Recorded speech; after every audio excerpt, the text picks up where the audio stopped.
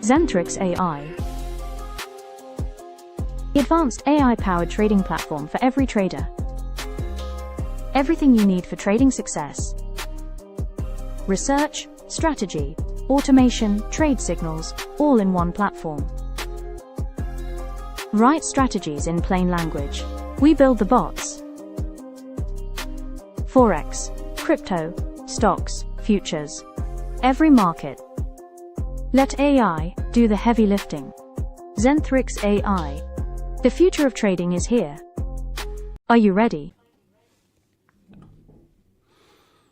Okay, what's up people? Welcome back to another stream. Hope everyone's doing well. As always guys, if you're enjoying the content, please be sure to drop a like, subscribe to the channel, and of course make sure you do hit the bell so you don't miss out on any streams or uploads in the future. If you haven't checked out the Telegram for Zentrix yet, make sure you go do that. I'll drop the link in the chat. 1 second.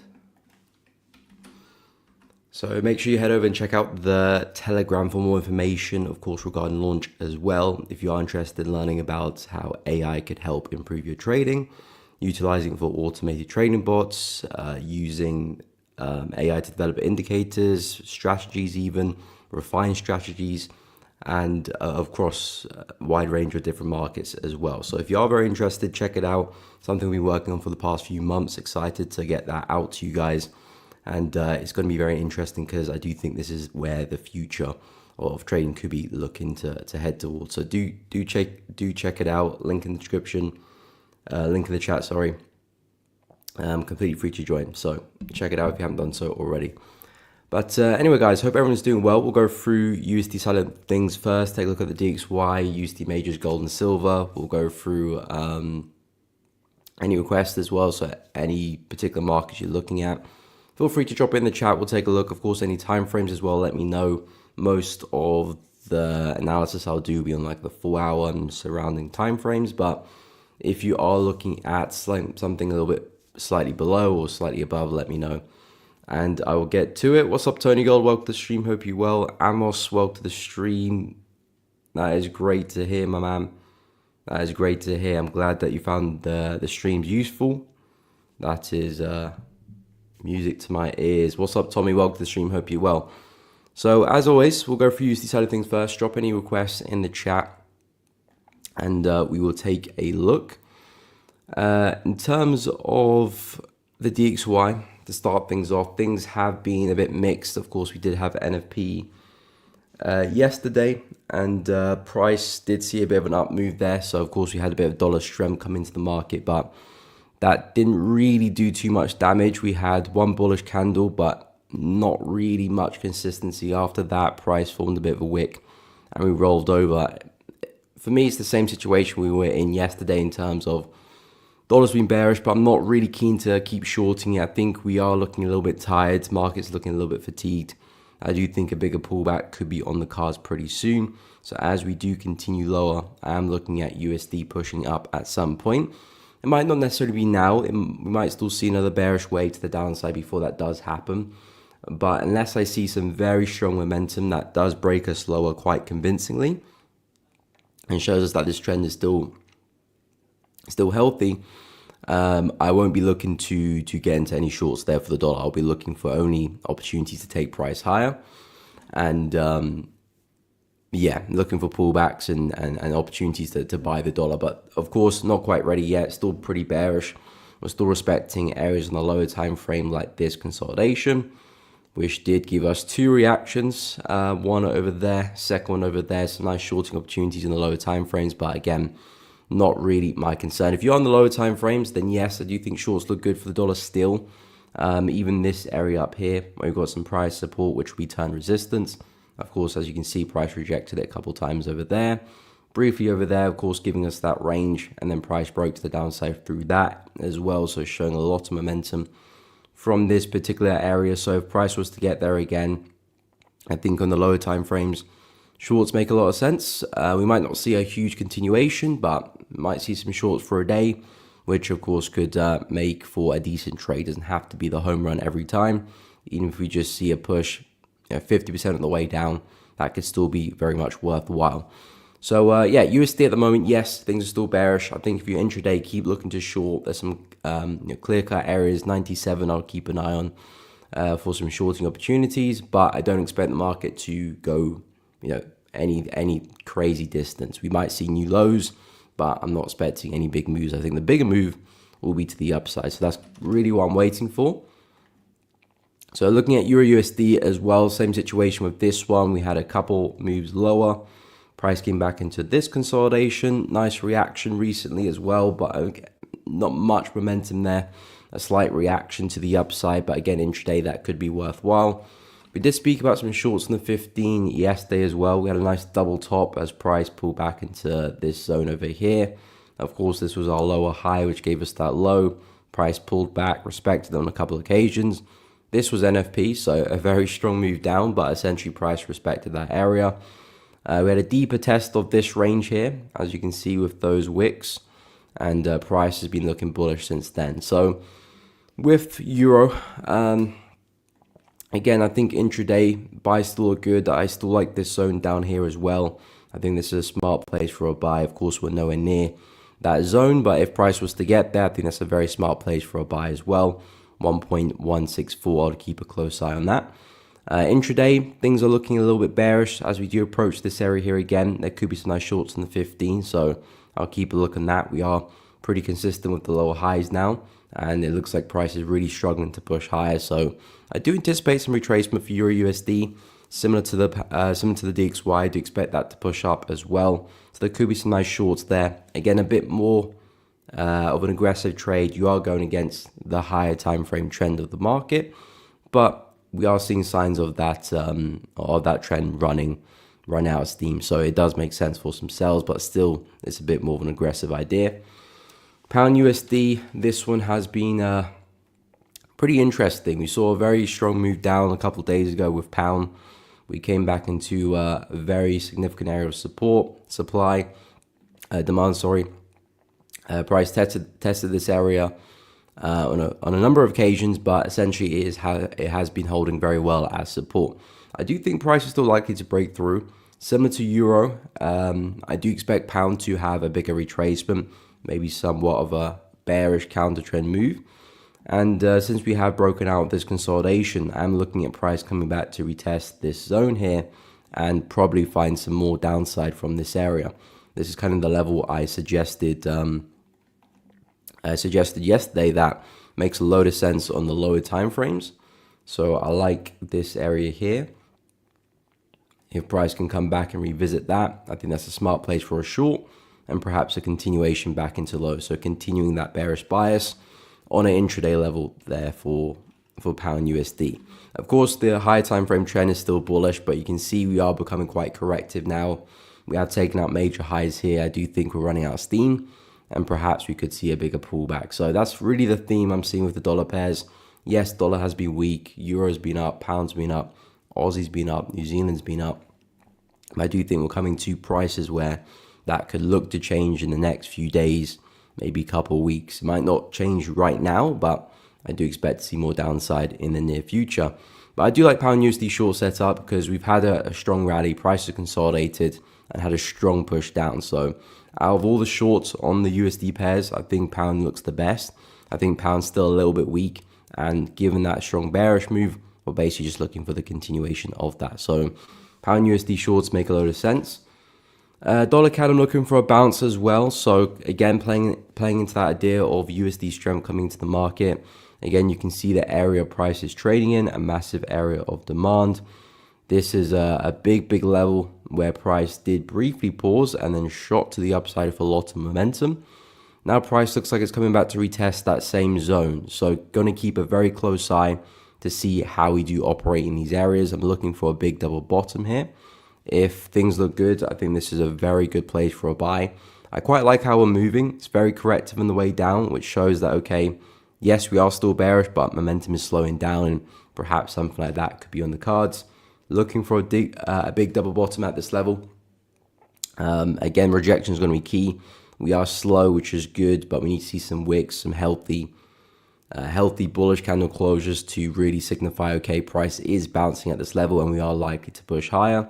There is a bit of a counter trend line here. Perhaps even a break of that could be a smart entry signal. So price can continue to move correctively, maybe wick through the zone, strong close above the trend line. That would be a nice entry to back up some longs. And then, yeah, let's see how far we can go. Back to highs would be my best, would be my target for the idea. Looking for a big double bottom, at least a push into the neckline would be my expectation at 1.379. But I think we can go a lot further. But we'll see how price develops because the entry's not quite there yet. We could still fall further.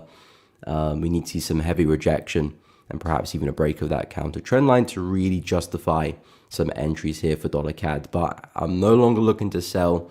Market's very corrective. We're pushing into a big area of demand.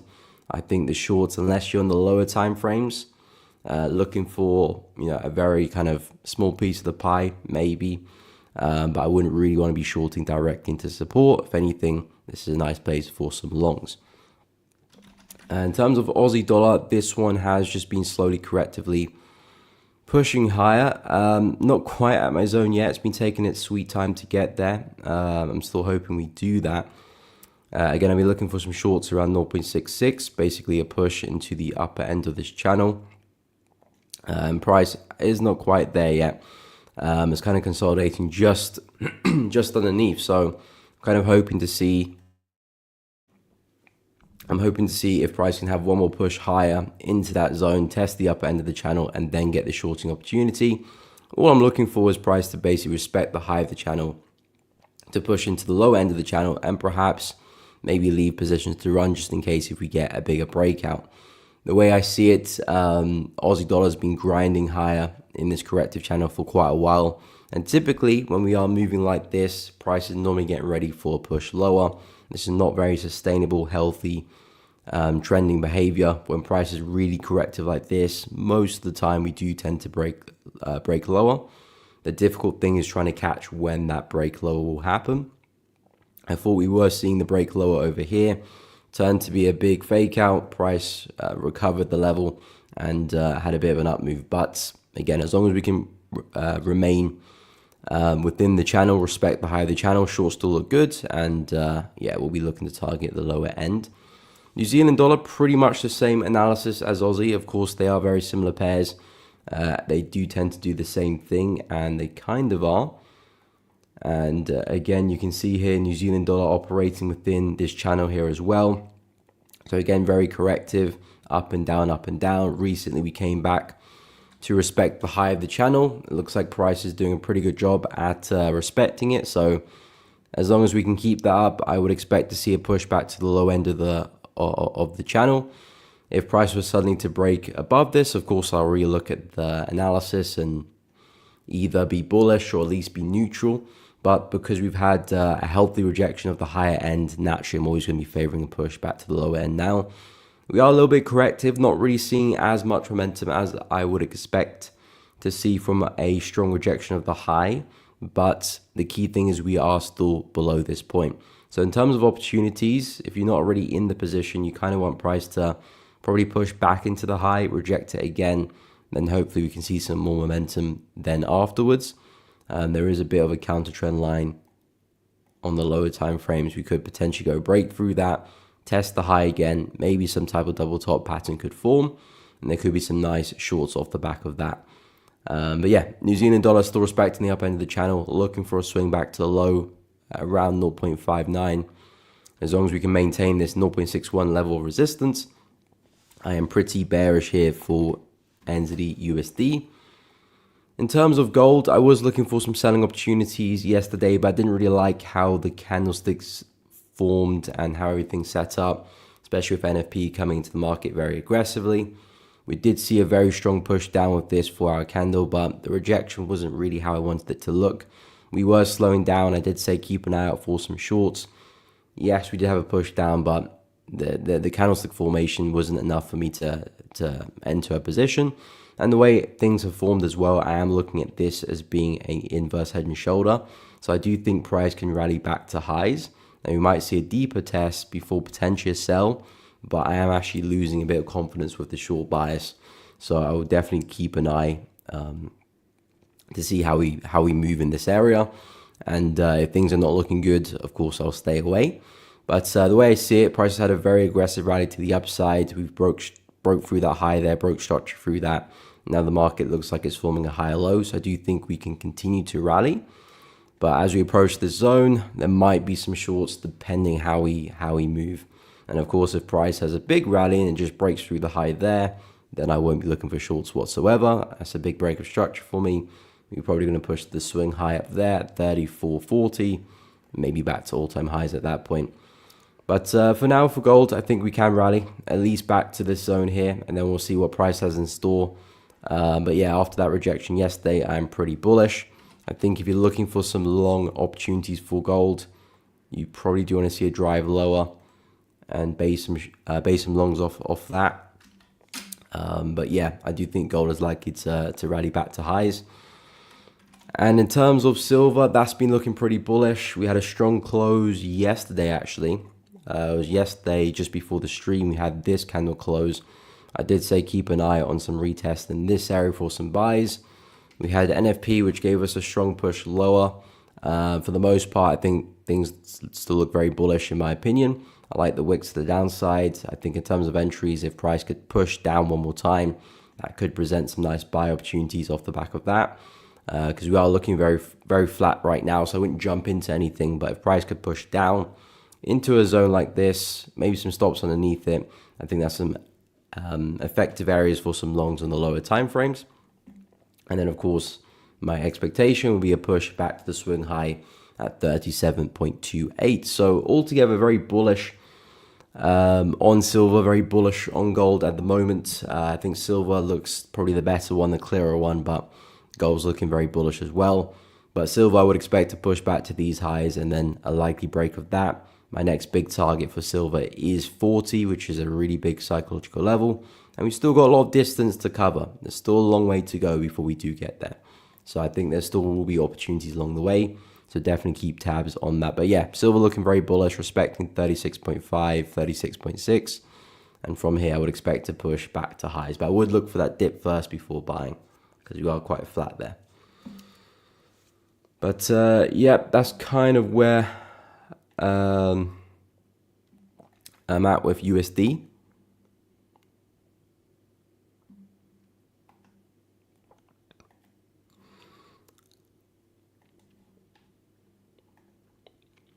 Okay, guys, if you haven't checked out the Telegram for Zentrix, make sure you go do that. I did post the link in the chat, but I can post it again. There is a form there, which you could check it out.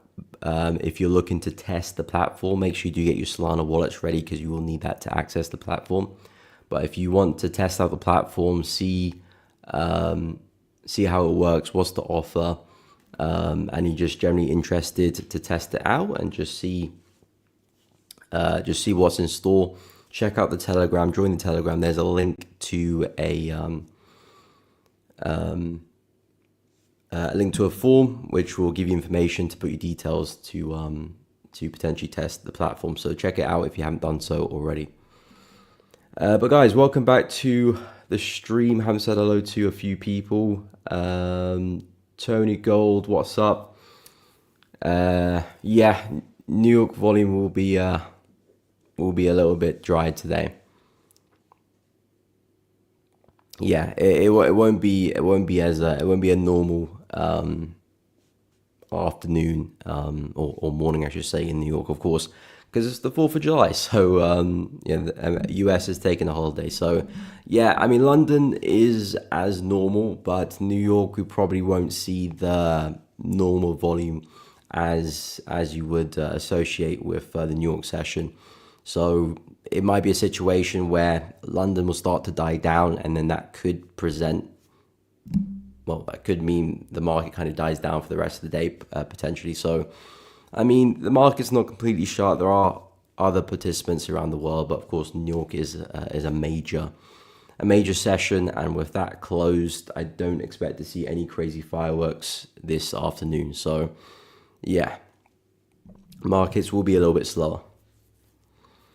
Teshepo, good day. What's up? Hope you're well. Hoping for USD weakness after NFP yesterday. Yeah, I mean, USD is still looking at NFP as a whole. I'm looking at the DXY. Everything still looks like it's pointing down.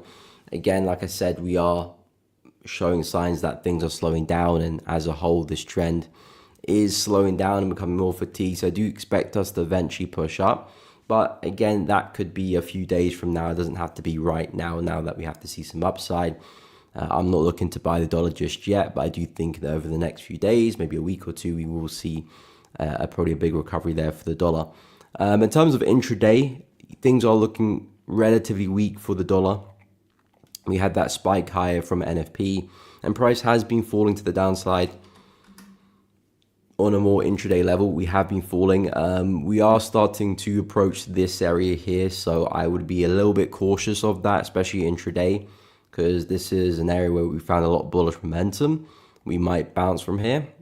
How big of a bounce, I'm not too sure, especially with the New York session being a little bit dry today. We might not see a normal reaction. So yeah, I'm not too sure how much of a reaction we see, but what I can see in the lower time frames is that this consolidation is doing a pretty good job at respecting price. So if you're looking to short, that's primarily where you want to be positioned, at the high there, looking for rejections and entries and stops above the high. Now that we have seen some downside, watch out for this area. Of course, if price can break through that will probably take us back to the lows here and so on and so forth. But this is definitely an area where buyers could be looking to enter the market. We might see price struggle a little bit, especially because we are looking quite corrective. It's not like prices being aggressive to the downside. We had a very aggressive move up, but now we are very corrective on the way down. So I would worry at that level. It could definitely break, don't get me wrong. And if it does break, then you probably will get your wish of a lot more USD weakness back to these lows and a lot further as well. But this 96.8 level might be a bit of a nuisance, so keep an eye on that. Yusuf, good morning. Hope you're well. Welcome to the stream. I'm doing good. Hope you're well. Tommy, yes, we can go through the Aussie CHF trades. Okay, no problem. Dave, what's up, dollar CHF? Yes, we will take a look as well. Yusuf, okay, take an entry in GJ. No, I haven't really been looking to trade pound gem. I haven't really been looking to trade pound yen this week, but I can go through the analysis for it. Teshepo, would you advise? Good question, actually. Good question. I mean, again, for intraday, a big part of intraday trading is that kind of momentum for the day. So if you do take a trade and it's a situation where, price is, let's say you took a long position and you enter the trade, but price is just basically doing that through the day.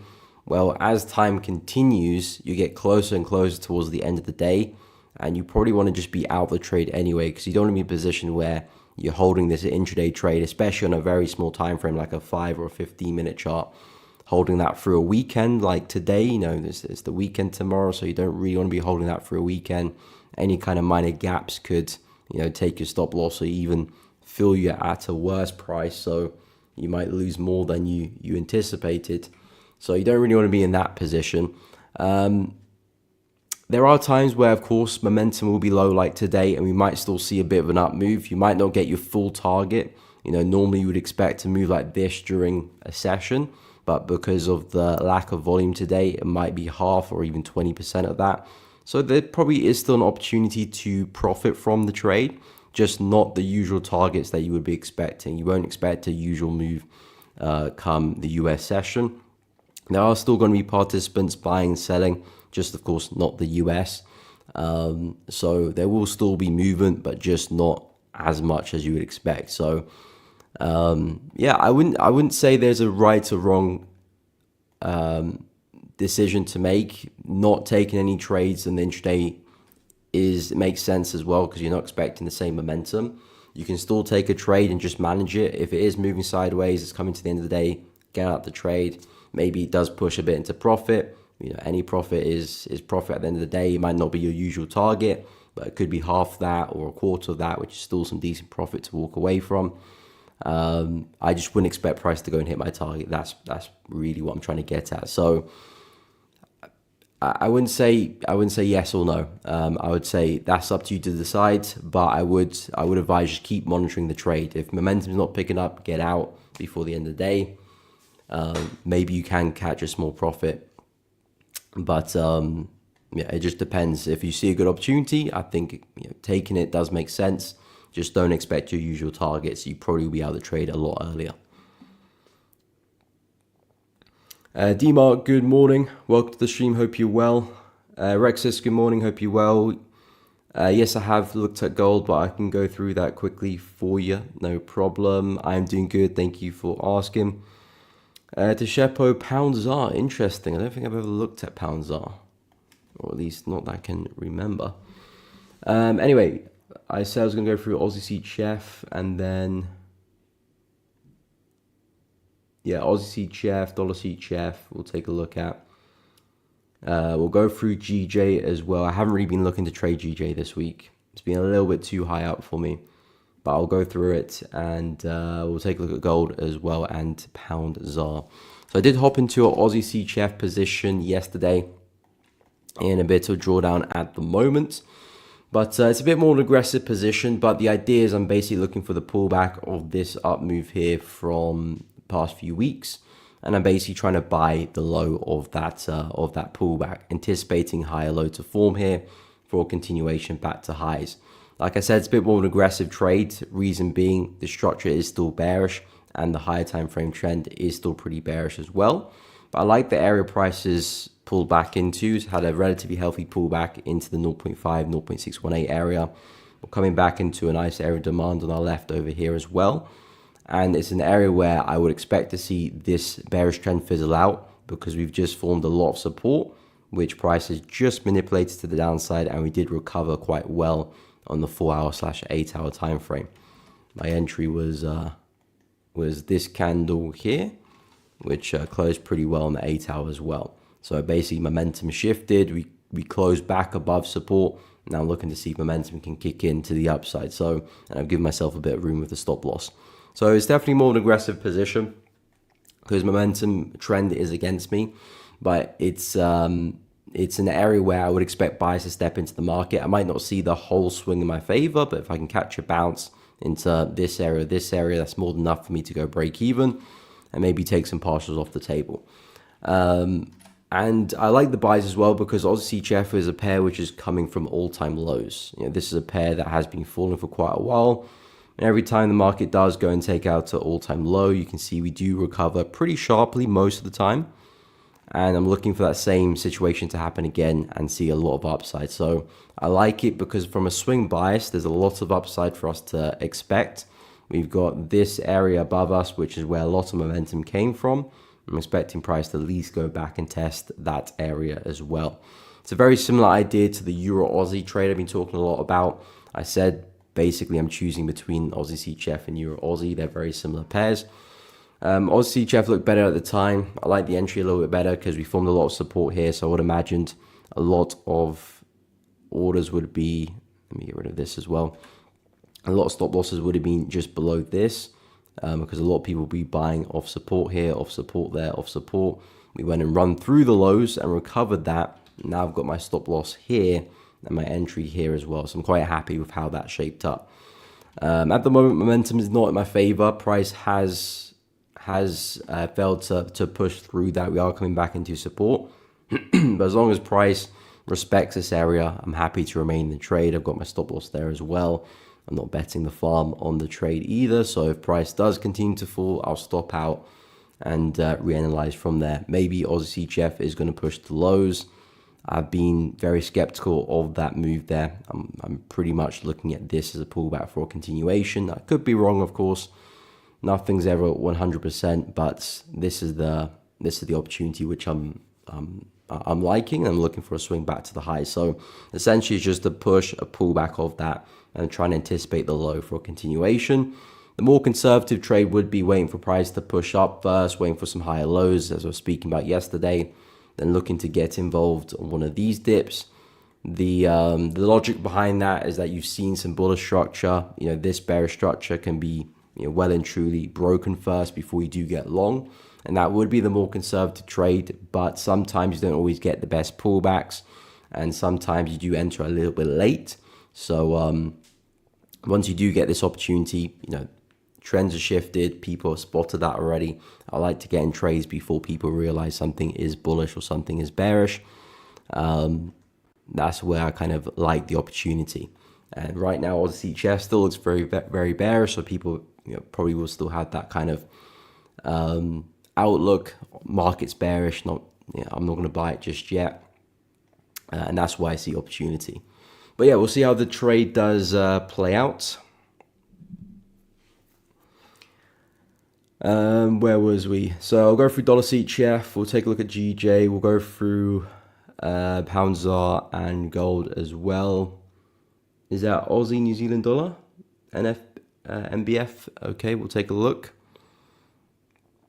Hey, appreciate Manzoni. Thank you for the kind words, my man. Hey, appreciate it. Thank you. Yeah, I'm glad people do enjoy the streams and find them useful, man. I do really appreciate that. But yeah, guys, if you are enjoying the stream, please be sure to drop a like, subscribe to the channel. It does really help out. But yeah, that is music to my ears. I really appreciate that, Manzondi. What's up, Leander? Welcome to the stream. German index. Okay, we'll add that to the list. I've got to take a look at dollar CHF at the moment. So dollar CHF, another CHF pair which has been heading down. This has been looking pretty bearish. Again, it's a pair which has been falling for quite a while. We are quite stretched. I do think a pullback is on the cards, but again, this is a market where I would be careful buying because we just have been falling. Yes, we are approaching support, but there's no real signs of us turning around just yet. So we could always fall a little bit further. There is a big level of support just above us here, which will be turn resistance. I think that's a smart place to try and short the market. If we could see a pullback into that area, that would make a load of sense to try and sell. Again, I wouldn't be looking for such a big move for dollar CHF. I know the market is bearish. We're very consistent with all these lower highs, but we have been falling for quite a while. I would say the market is quite stretched as well. So because of that, if you were to get short from this level, I think, yes, it makes a lot of sense, but I wouldn't be banking on a crazy drop. I would be closely watching that trade. I think a bigger pullback is on the cards for dollar CHF. I think when we see USD gain some strength, we might see dollar CHF gain some strength and see a bigger pullback as well. But I think this is a nice level to short for maybe a couple of days. We might not see a push all the way back to lows, but I think you probably will get a healthy reaction from that zone. If price does end up forming a higher low and goes against you, you're probably still in a position where you can lock off some profits, maybe move a stop loss to break even. So yeah, if that was to happen, you can be managed against that. And if price, of course, was to fall, you can always leave positions to run. But yeah, dollar CHF is still very much a bearish market. I do think a bigger pullback's on the cards, but I can't say too much about that because I'm not seeing really any signs of that happening. Yes, we're hitting a relatively big level in the monthly chart, but there's no real reaction to that. Yeah, I would wait for more evidence before talking about the buys. But yeah, I like this level, 0.805, we'll call it. Healthy place for a short. Let's see if price can get there. Let's see how we react as well, most importantly. And there could be some nice shorts there for a couple of days at least. And of course, we could always come back and test the lows as well. So yeah, dollar CHF bearish for now, but maybe in the next couple of weeks, we might be talking about some big buys. In terms of gold, so gold, I was looking to short yesterday, but I wasn't really liking the price action. We had NFP, which gave us a very big bearish candle, and things just looked very awkward at the time. Yes, we did have a nice rally. Things started to become quite corrective, which is what I was liking. And I said, as we approach this zone, there might be some nice shorts for a push down. We did see that happen, all coming from NFP, really. I didn't really find an entry. I was looking to enter on the 4-hour chart. I wasn't going to enter on this 4-hour candle. It was too big, and I didn't really like the way it shaped up and the way it closed. The way I see it, price kind of looks like it's forming a bit of a head and shoulder pattern.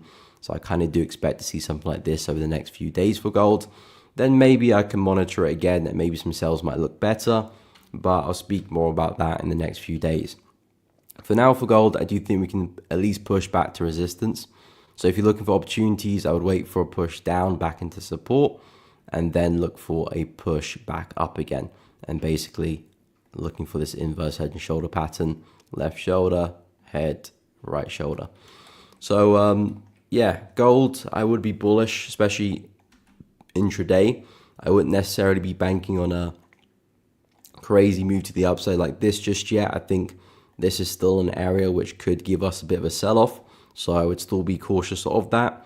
But the way we kind of developed yesterday, a strong push down, support holding very well. I think this is still a very nice place for a buy. So keep an eye on a double bottom there potentially. And then some longs off the back of that could look nice. Of course, wait for some healthy rejection first. I wouldn't jump straight into the trade, but that would be the idea for gold. And then, yeah, we'll go from there. Maybe we do sell off, or maybe we push back to lows here, or maybe we go and break through. We'll investigate when we get there. Okay, so we'll go take a look at pound ZAR, which I think, I don't think I've looked at before. Or have I? No, I have looked at it before. When was this? This was, okay, I looked at it in Feb 25. That just goes to show my memory's awful. Okay, so let me see if I can remind myself of what I was looking at over here. Okay, I think I know. So yeah, so I think last time, yeah, I was talking about these lower highs, and I said hopefully we might see another run back into support and then some buys back to the high. Because, of course, the overall trajectory of the market is up. So the odds of us getting back to the high were pretty high. But yeah, price didn't form that lower high. We just shot straight through and we're looking pretty bullish. Let me refresh the chart and start again. So in terms of pound ZAR now, because of course we have taken out highs. So this could be the start of a bigger pullback. If you're on the lower time frames, like 4-hour hourly chart, I think buys still look really good. We're coming back into this area, which is a nice area of demand where a lot of momentum came from. I think buys still look good, especially with how price is operating here. It's very, very sideways. So I think the longs off this area make a lot of sense. I wouldn't necessarily favor a big move back to highs again. Maybe not just yet. I think this is still a very smart place for a buy. It would be nice to see if price can wick through this area, have a deeper test of that zone, and then buy. But if I was looking for a buy here for pound ZAR, I'll just see if I can target back at resistance again and probably just call it a day. Because now that we have taken out the highs, I do think a bigger pullback could be on the cards, something like this. So I wouldn't bet on a continuation. But what I would bet on is that this area here could give me a bullish reaction and probably push back to resistance. And maybe I can take some partial along the way, this is probably an area you could probably lock in some gains. Nice brief supply there, strong push down. That could make sense to bank some partials or maybe move a stop loss to break even. So yeah, for pounds I like the buys. Nice consolidation. I would expect to push to 24.55. The market's still very bullish as a whole, so buys still make the most sense, especially at support. But yeah, I wouldn't bank on a crazy move. I think we could probably still have a much deeper correction, so be wary of that. But for now, I do like the buys. No problem, Dave. Happy to help. Rexis, no problem. Happy to help. We'll go through Aussie, New Zealand dollar for NBF, and then we'll take a look at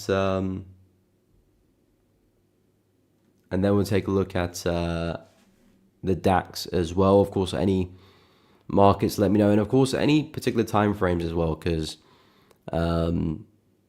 if you're newer to the streams, most of the time I do spend a lot of my analysis on the 4-hour chart and time frames around that. But if you are a bit more intraday, I can look at lower time frames as well and share my opinions there too.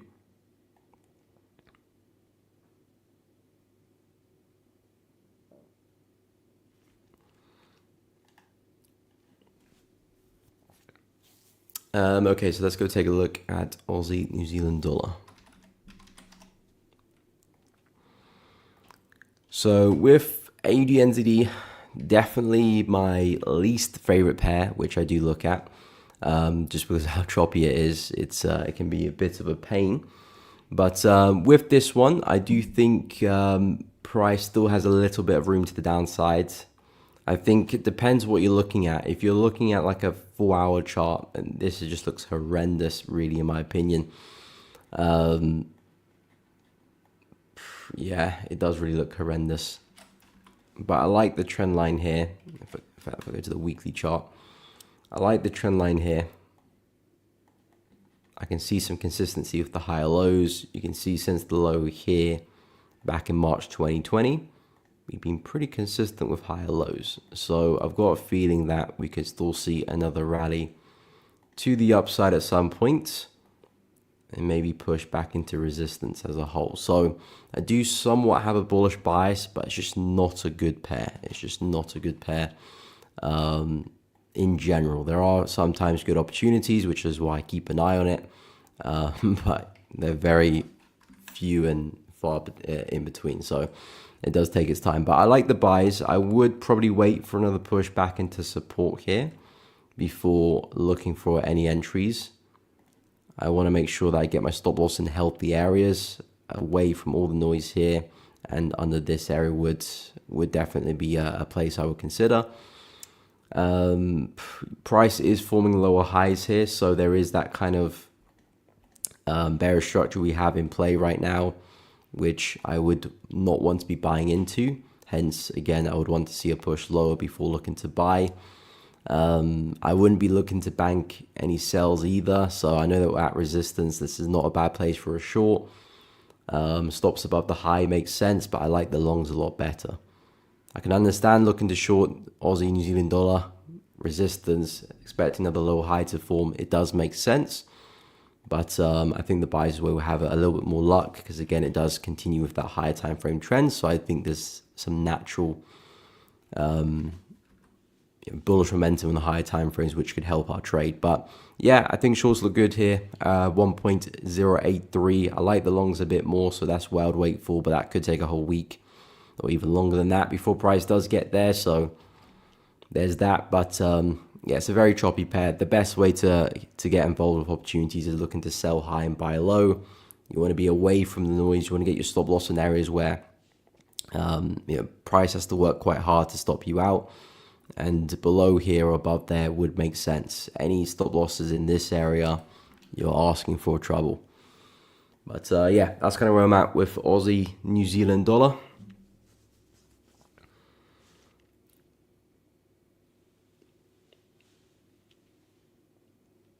Okay, so we'll go through the DAX next.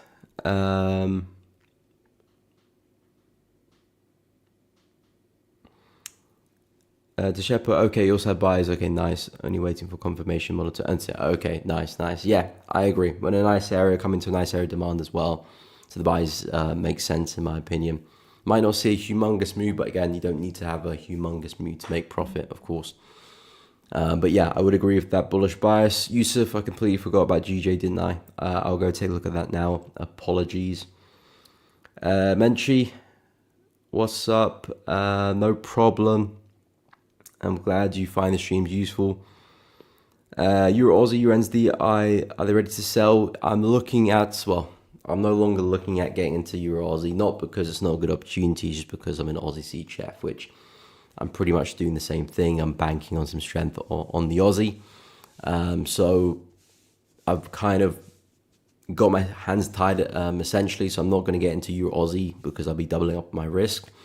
But I will go through Euro Aussie, still also a good short opportunity, and I'll go through some entries for that one as well. Euro NZD, I kind of like the sell, but it's not as good as Euro Aussie, but they both do the same thing, so I do have the same bias. But I'll go through GJ and the DAX first, and then I'll take a look at those pairs.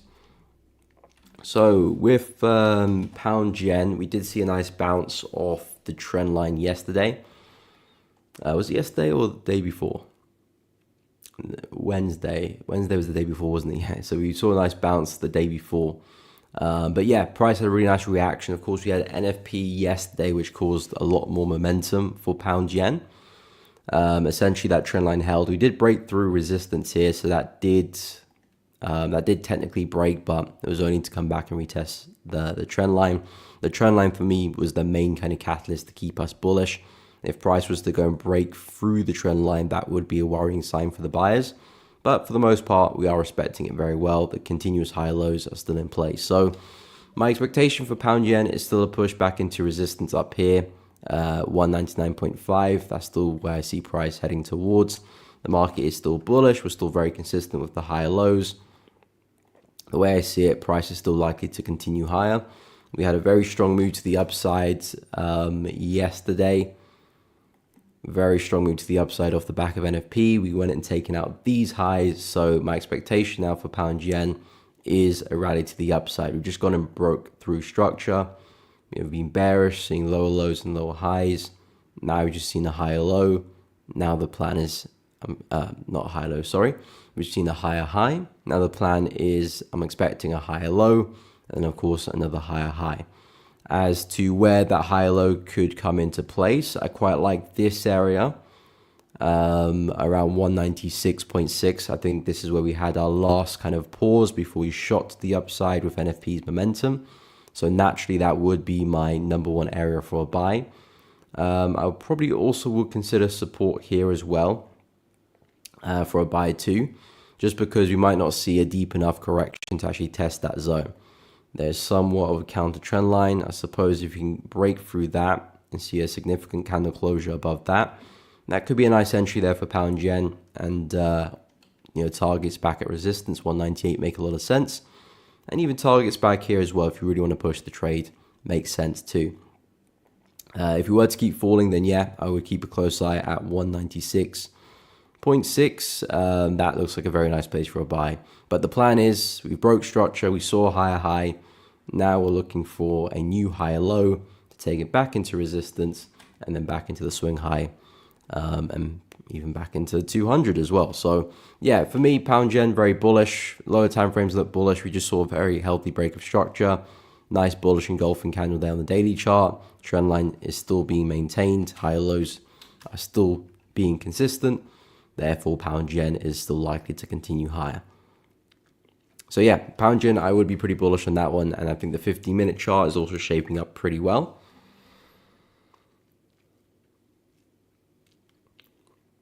Okay, so we'll go through the DAX next, and then we'll take a look at Euro Aussie and Euro NZD. Yes, Teshepo, I'm still holding pound Aussie. I'll go through that position in a moment as well. Seeing a bit of retracement for that, but I'm still pretty bearish, still expecting lower prices. In terms of the DAX, I've actually kept an eye on the DAX, to be honest. What's been going on? Okay, so we had a bit of a rally, but price is pushing down. It's a little bit awkward, the DAX, isn't it? It hasn't really seen the momentum I've been looking for. I think with this one, I mean, I'm still expecting a push back into highs. That's still very much the plan. 24,350. We got the highs around 24,500, but I'm still looking for a push back into resistance here. So the DAX I'm still very bullish on. Still looking at this as a higher low. We're still seeing higher highs and higher lows in the 4-hour chart. So you got the low here, high, higher low, higher high, so on and so forth. And we're basically looking to try and capitalize on the next higher low. As I said yesterday, the most important thing is that we don't go and break through this point. If the DAX does break through that low there, that would make me classify the market as bearish, at least intraday anyway. And I'll be expecting a push back into lows here. But there could be some nice shorts to take advantage of, but I wouldn't be looking to buy it anymore. I said there's a couple of ideas I've got for the DAX. Whether we form a double bottom here and rally, or price pushes back into this area and rally, I'm not too bothered. I think they're both smart places to look to long. Price is already showing a lot of wicks into that zone. This is, of course, a very nice area of demand where we had that strong push to the upside pretty much start from. So this is a healthy area to buy from as well. It's just how we operate in these areas and whether we see healthy confirmations to justify some entries. At the moment, I probably would wait for the DAX to fall a little bit further and see if we can really reject this before maybe forming some type of double bottom. If we do come a lot lower, then like I said, we've got this area to consult with. That could be a smart place for a buy. If, of course, price breaks through, like I said, I'll back away and probably have a short bias, and I'll be targeting a push back to the lows here at that point. But these are two healthy areas to be looking to buy from. 23,700 and 23,500 both look really good. The expectation would still be a swing back to high and a push back to the all-time highs. It's just now up to price to now give us that entry. In terms of entries, all I'm looking for is wicks and bullish engulfing candles. If I can see a strong wick and a strong bullish engulfing candle to show me momentums now with the buyers, that's always a good entry signal. But yeah, for the DAX, I'm still just about bullish, so expecting a lot more upside.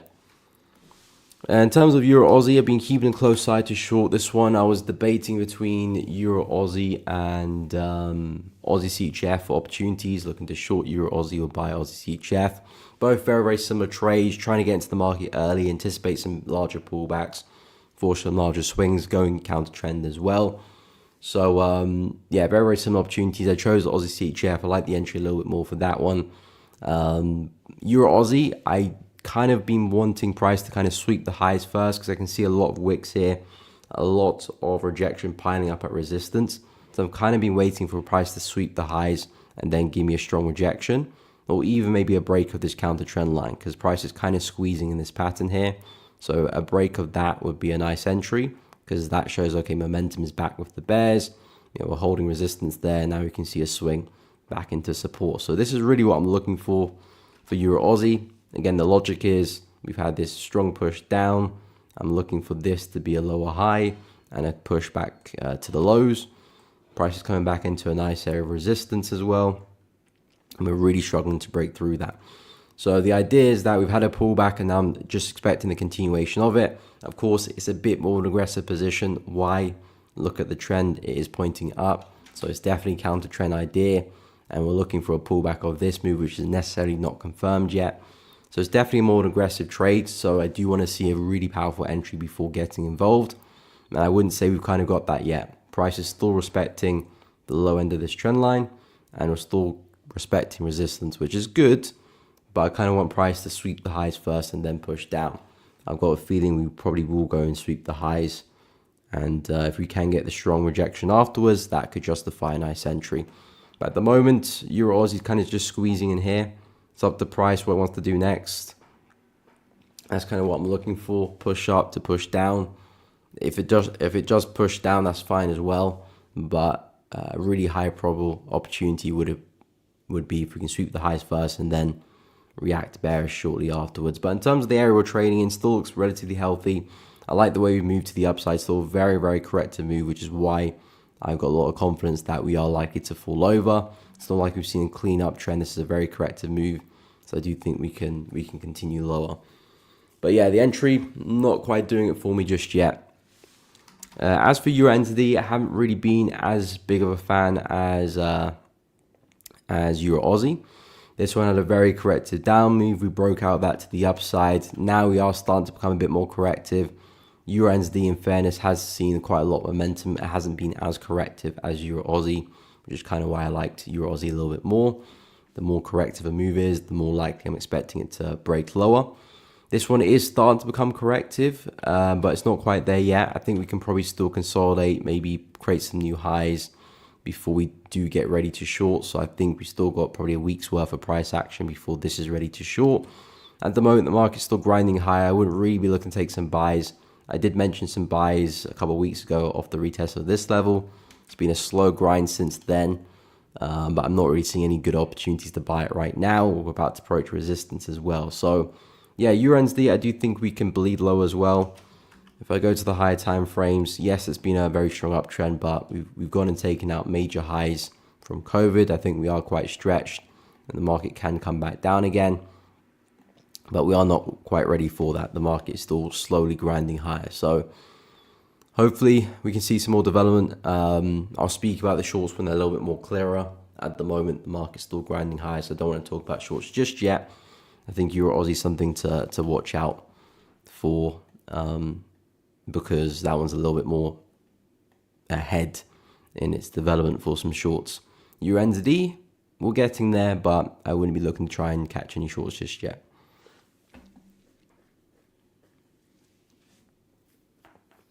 Okay, so I'll go through pound Aussie next. The DAX on the 3 minute, is that what you're asking for, Anton? No problem, Yusuf. Happy to help. Malik, I am doing good. I'm doing good. Thank you for asking. Hope you are well too. Okay, so yeah, pound Aussie, I'm still hanging on to that position. We've gone through a pretty big pullback for this one, but we have come back to test this zone over here. So this is kind of what's keeping me bearish and involved in the trade. If I see some red flags here and see some signs of price potentially breaking to the upside, I might just pull the plug in the position and get out a bit early. Yeah, get out of the position early. This is really my target for the trade, to push back to 2.06. We came about 80% of the way there before the market decides it wants to retrace. But yeah, market isn't always going to be in a straight line. You're always going to get price. You just absolutely fly to your target. It's going to be a little bit of this, a little bit of that. You know, it's not going to be a straight line, unfortunately. But yeah, price is pulling back into a very healthy zone. As you can see, very nice consolidation here. This is where we did spat out a lot of bearish momentum, and we're relatively quite corrective on the way back up. So it does show signs that, okay, this is more of a corrective move, which again tends to mean we are likely to push lower. So we're going to see how price does react there. On the low time frames, we are slowing down. I like how price is moving. This is where all the momentum lies, and this is still a very corrective move. So I would expect price to break lower at some point. Just have to be patient. My stops are at break even, so there's no risk on the table. But like I said, if price does start to show signs of breaking above this range here, I will pull the plug and just take the profit I have. If we can respect that zone, I'll hold out and hopefully get a push to the lows here, where I won't take all of my profit. I'll probably take the majority of it. The plan is I'm looking to see if we can get a bigger move down, because this is another counter trend move, which I hopped into off that resistance there. I'm looking to see if we can get a push, roughly into this area, which is a pretty big move. But if this is a counter trend move, which is gonna pick up, we have taken out COVID highs as well. So I do think there's a bigger pullback to be had for pound Aussie. So if we are going to go through that bigger pullback, I think a lot of downside can be expected. So I'll take most of my profits at that support level, because price could always bounce there and go against me. But if you can see a break of that, I will trail stops, let the remaining positions run, and hopefully I can exit around the 1.99 area. But we'll see. We've got a long way to go before there. At the moment, we first need to at least get there. But yeah, still hanging on to pound Aussie. No red flag, no signs to actually get out the position just yet. We're coming back to retest structure. Let's see if price can respect that. But again, another reason why I'm looking to short Euro Aussie as well, or have been looking to short Euro Aussie, is because I have that bias as well with pound Aussie. and 9 times out of 10 they do tend to do the same thing. Of course, pound's just been very weak over the past few days, which is why pound Aussie's actually seen some decent downside, and Euro Aussie just hasn't seen any downside. Euro's been on the stronger side of things, but I think it's a ticking time bomb, so just keeping a close eye on it. Again, the way I like to look at it is, things are quite bullish until they're bearish, and the opportunity lies in the transition. When things are already bearish and people can see they're bearish, and everyone can see they're bearish, and the market's been bearish for a while, there's not a lot of opportunity there left, because it doesn't take Einstein to work out the market is bearish. The value, especially for swing traders, is getting involved where those bearish moves are about to begin. Not necessarily trying to call reversals. I'm very big on trying to find pullbacks, and pullbacks are one of the most frequent, simplest opportunities to understand. But when you get those deeper pullbacks where a lot of people try to get involved, but they've been taking out the trade, and essentially at the moment when people are thinking, okay, it's not a pullback, price is going to keep pushing up, that's the time you want to really get into the position. And I think Euro Aussie's in that kind of vicinity, but it's not quite ready yet. Still kind of consolidating this wedge pattern. We'll see how price operates. Of course, we could be wrong as well. Price could very much break high and continue. That could be the case. But if we can see some strong selling pressure creep into the market, I think it's a smart place to go short, and hopefully we can see a big push down. But again, it is the 4th of July today, so now that London session is coming to not a close, but the big momentum from London is going to be looking to dissipate soon. You expect in New York to take over, but there is New York session.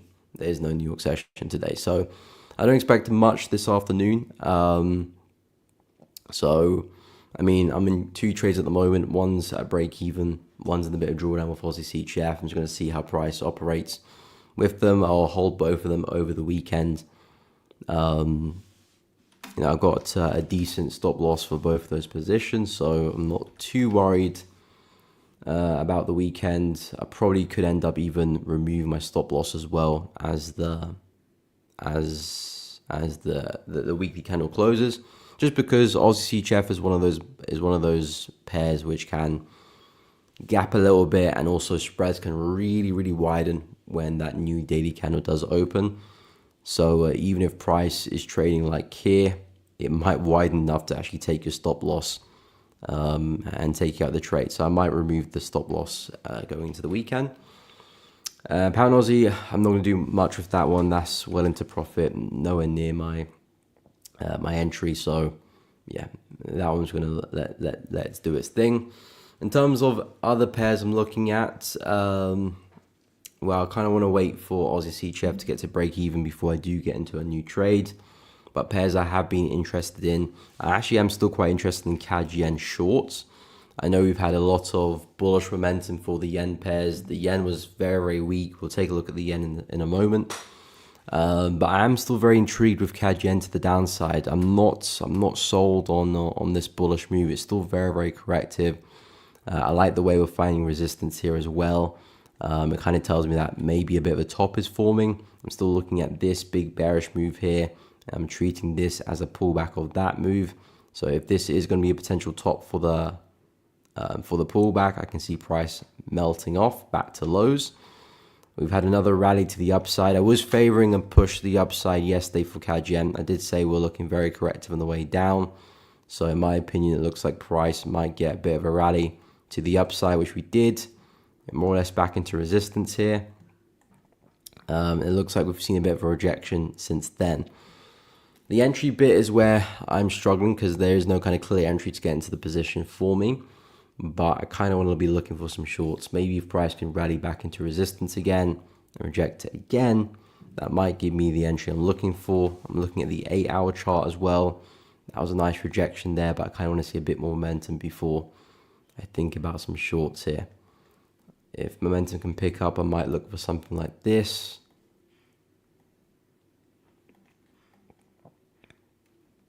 Depends on the entry. But yeah, CAD Yen, I'm not sold on the buys. Yen still looks pretty weak right now, which of course is what's giving us a bit of a push to the upside for the yen pairs yesterday. Of course, everything was looking very bullish for the yen pairs. But again, the yen, I'm not convinced about a move down. I'm looking at this humongous push to the upside, and I'm looking at this as just a pullback of that big bullish move. So the way I see it, I expect price to break to the upside, back into resistance, and probably further as well. So if I'm expecting a move like this for the yen basket, that means pretty much all other yen pairs I'm expecting a big move down, CAD yen included. And I'm looking at price action here as well on the 4-hour chart. We had a very strong push back down into support roughly. We're bouncing back up. I'm not convinced if this is a big double bottom just yet, just because momentum is slowing down. If this can pick up the pace, and maybe we see a nice bullish engulfing candle on the daily chart, maybe that would be sufficient. But yeah, not quite there yet. So yeah, I'm just keeping a close eye. It's one of those markets which I think is coming to an end. We're getting ready for a turnaround. I think it's probably going to happen sometime next week, and I want to see if I can position myself in some ideas there. Malik, oil, GJ. Okay, we'll have a look. Long positions in both. I do like oil longs. I do like GJ longs for the most part. I think, of course, I've just been speaking about, I do expect yen to gain some strength. But from a 50-minute standpoint and the low time frames, GJ is still very much on the uptrend. It's a very corrective move, so I think we might top out around 199 and push back down. But so far, we've been very consistent with the higher lows, higher low, higher low, higher low, so on and so forth. And on the lower time frames, we had a very bullish move, which of course went and broke structure as well. As I drop to the 50-minute chart, you can see that breaking structure in all its glory. It has left behind some areas where buys make sense. I talked about this area as a nice place for a buy, and also this area is a nice place for a buy. So I think GJ does look really good for the longs. I'm not sure where you entered, but I quite like the buys here, and structure is now in the favor of buyers, especially in the lower time frames. I did highlight this counter trend line here.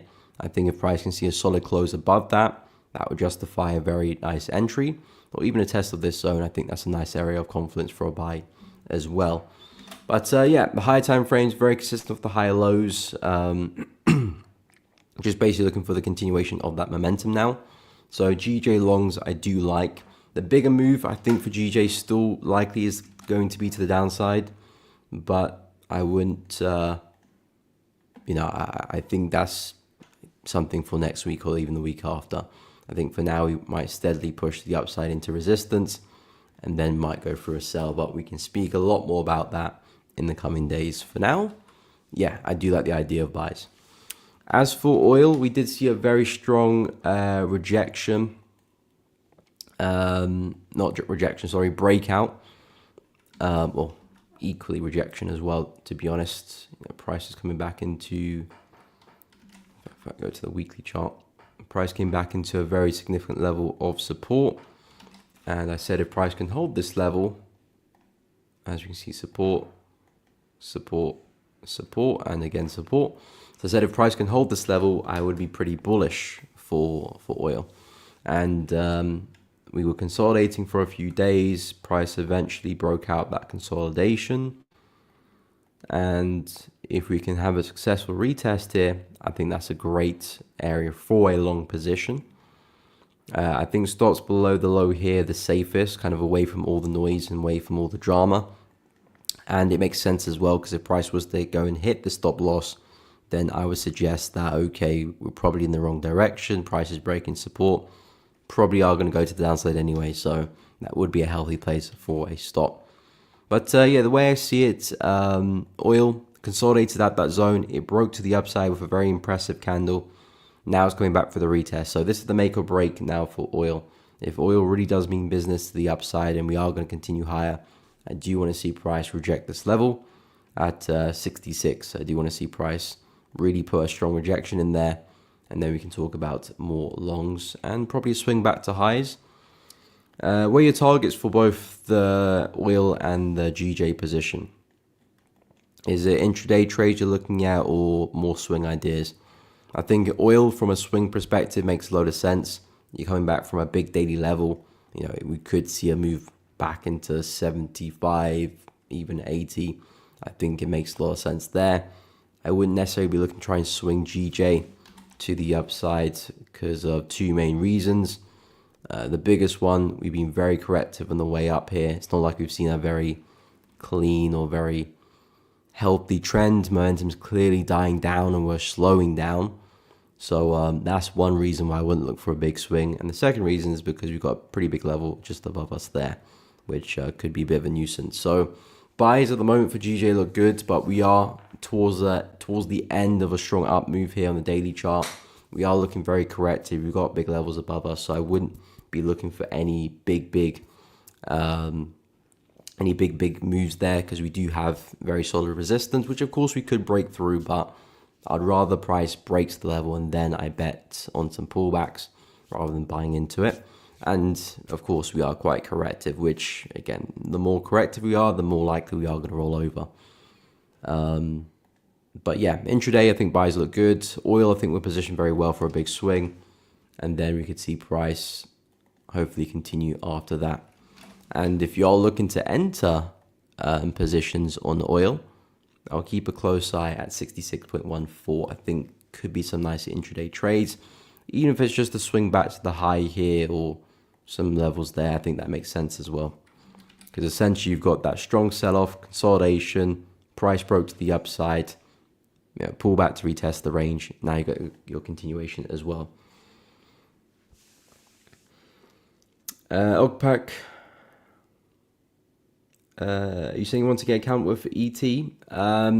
Go to the Elevating Traders website, just elevatingtraders.com, and you have all the information about different accounts you can get. Of course, check through the rules, make sure that you're aware of it, and all the information you will need for each challenge is there. You can read through the FAQ.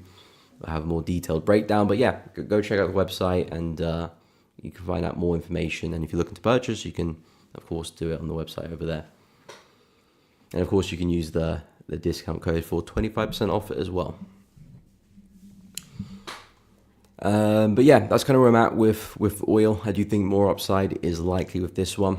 As long as we stay above 66, then I think the buys look really, really good. Break back below that range, that's a big red flag, I would say. I don't want to see price break back inside the range. Yeah.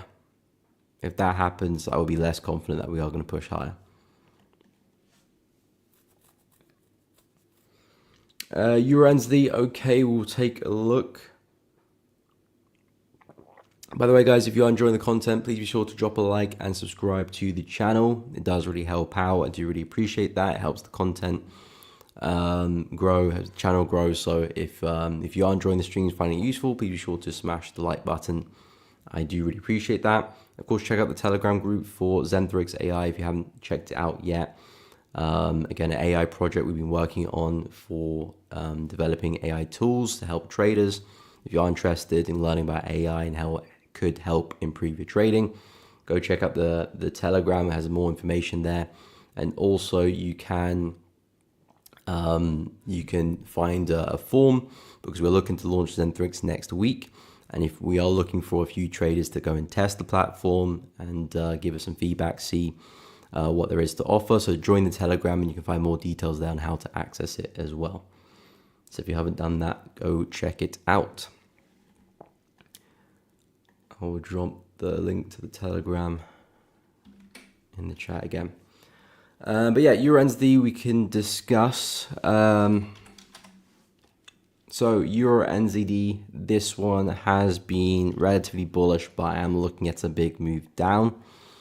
Yeah, the way I see it, yes, we've been in a nice uptrend, but we are taking out some highs here, which I think price is going to be looking to slow down and potentially come back down against. Now, the bigger move might still be to the upside, but I'm not quite sold on this continuing all the way back to highs just yet.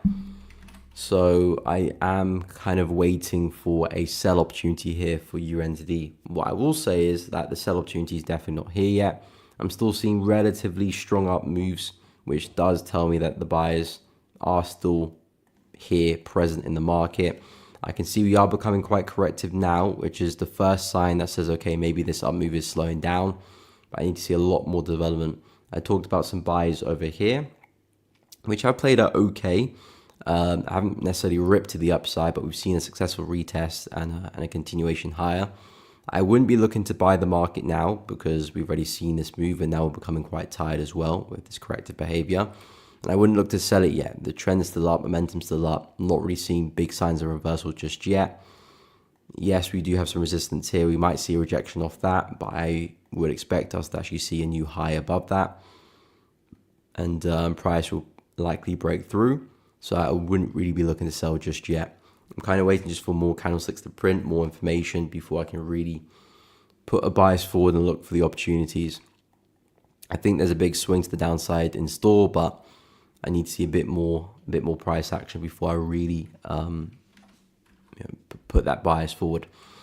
So year-ends there, I don't really have much to say with it. I am looking to sell it. It's not quite ready yet. Yes, the market is still bullish on the low time frames, but even so, I wouldn't buy it anyway. It's still very corrective. We're about to push into resistance. So I don't really see any opportunity whether to sell or to buy. Again, not every market I'm going to look at and find a nice opportunity. Some markets I'll look at and be like, okay, stay away. I have no idea what the market's doing, or it's not quite ready to do what I wanted to do. So I'm just going to stay away, give it a couple of days, come back, see what type of price action we're seeing. That's exactly what I would do for UNSD right now.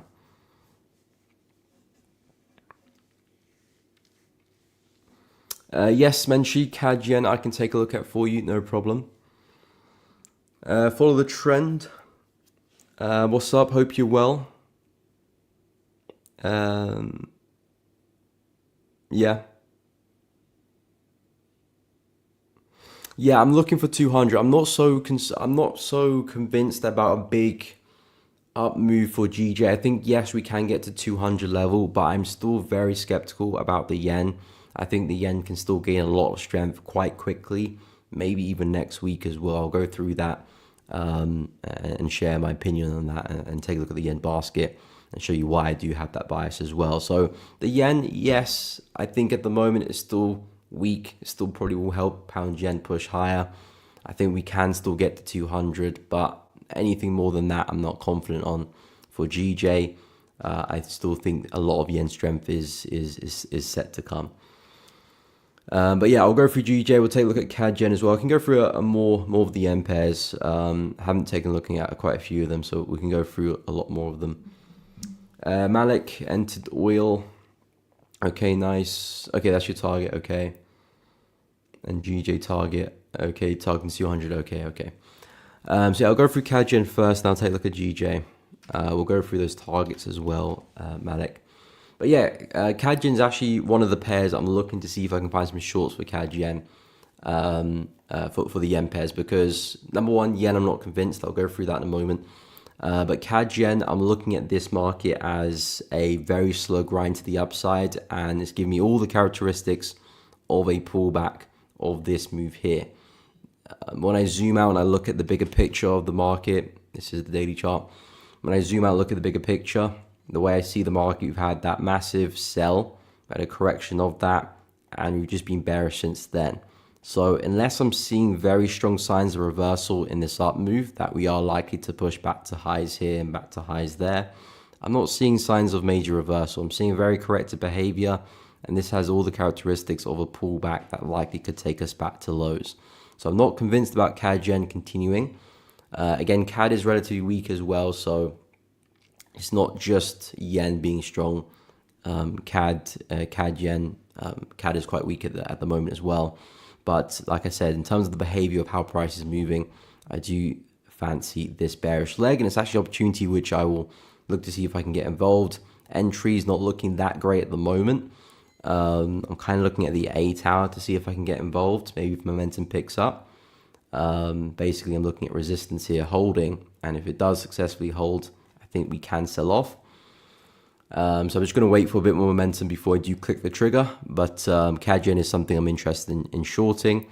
Even if price does sweep the highs here, if it's not convincing and we come back down, I'll still be pretty bearish. Like I said, if this is going to be a reversal of this move, I need to see more momentum. I need to see a more convincing trend. Not seeing any signs of that. All I'm getting is a lot of wicks in this area and a very corrective characteristic of how price is moving, which most of the time means more downside. So yeah, CAD Yen, I have a bearish bias. I'm looking for shorts. If momentum can pick up, I probably will find an entry to get involved. I might not get the best risk reward with this one. Ideally kind of want to be up at the highs here, but I might get a bit more of a later entry. But I'll probably still be able to get 1 to 2 back into the lows here, so I wouldn't mind it. As for GJ though is still bullish. I still think GJ can see more upside. Again, still very nice higher highs and higher lows. A nice pullback there, test the trend line. A very nice reaction yesterday. If I zoom out, look at this on the daily chart. This too is quite corrective as well. This hasn't really blown us away with a lovely uptrend. Yes, it is an uptrend, and yes, we have seen higher highs and higher lows, but for the most part, it is quite corrective as well. But I would still expect us to push into 200 or just shy of that anyway. I still think we can push back into resistance, but then afterwards, I'm not too sure. I can see a world where we push into that and we come right back down. If we were to break through this, it's going to take some momentum, it's going to take some force. Yen's going to have to be pretty weak to help fund that move. We'll take a look at the yen basket in a moment. But yeah, pound yen is just quite corrective on the daily chart. So although things are still quite bullish, I dropped to the 15-minute chart. I looked at the market structure. We had a bearish trend here. Price, of course, rejected the trend line over here. Very sharp recovery, taking out highs. Lovely pullback over there. And these are a couple of zones I've marked out for some buys, whether this zone here, which is where all the momentum came from. I think that's a clever place for a buy. And I also like this level here as well, which price at the moment is holding. I drew this counter trend line here. I said if we can get close above that, that could be a nice entry signal to get involved and take some buys. So GJ buys look good. I think we can rally at least back to 198, and then of course beyond that you got 199 and 200. So I can see that happening. It looks good for buys for now, but a long-term move is kind of where I'm not too sure. And again, if I quickly look at the yen basket, the reason why I do have that bias is because this is such an incredibly corrective move on the way down for the yen basket. I think this move here is likely to be a pullback of this drive higher.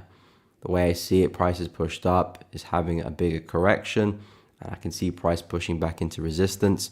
If I go to the weekly chart, we've got a really big level of resistance above us, and the way I see it, we're kind of forming a bit of a inverse head and shoulder pattern. Left head, right shoulder, that's your neckline. I think in the next few weeks, next few months, we could be trading back into resistance and possibly breaking that to the upside. So that's kind of where the bias comes from. I don't see price continuing to fall here. I could be wrong, of course. I'm not speaking in absolutes, absolutely not. I'm just speaking what I am seeing in terms of my analysis, how price is moving. If this bearish move had a bit more force and was stronger and took out lows more aggressively, you can see we've just taken out these lows here, but already looking very corrective since then as well. So these are the type of things I'll look out for, and really do help me plan the next move or the next move I'm expecting for any given market. And in this case, I kind of do expect us to push higher. We might still bleed low. I'm not saying we're going to push high now. That's a key point I should make. I'm not expecting us to necessarily be bullish right now. We might still see new lows. We might still fizzle out a little bit further. But I do think eventually we'll see a push up, similar to what I'm expecting with the dollar. DXY has been falling for quite a while. It's starting to run out a bit of steam. I think this one too can see some upside at some point. It might not be today, it might not be Monday, but maybe for the next week or two, I think the DXY can see some upside as well. So yeah, that's just something to keep an eye on. Not necessarily something to trade just yet, but I'm not convinced about a long term weak yen. Same with a weak dollar as well. Okay, so hopefully that made sense. No problem, happy to help. Yeah, that's true. That is true. Swiss yen is one of the only yen pairs which I'm kind of backing away. Swiss yen all-time highs. Yeah, that's a good point as well. That's a good point. Because after all-time highs, you would expect to see a pullback. But the thing is, we can always go a little bit higher as well. I mean, Swiss yen's been making all-time highs for the past year, really. If I expand to Swiss yen, look at the monthly chart for this fella. The previous all-time high was actually back over here, back in the 80s, funny enough. And since June 2023, it's actually 2 years ago, price, of course, took out those all-time highs. So we've been continuously making all-time highs since then, really. We made one in July 24, a year ago. And of course, we've actually just gone and pinched them and seen some new highs. But altogether, we are very, very overbought. We're very overextended. And I think a big down move is going to be on the cards. But again, this could take a whole year to pan out. So we're not too concerned about that.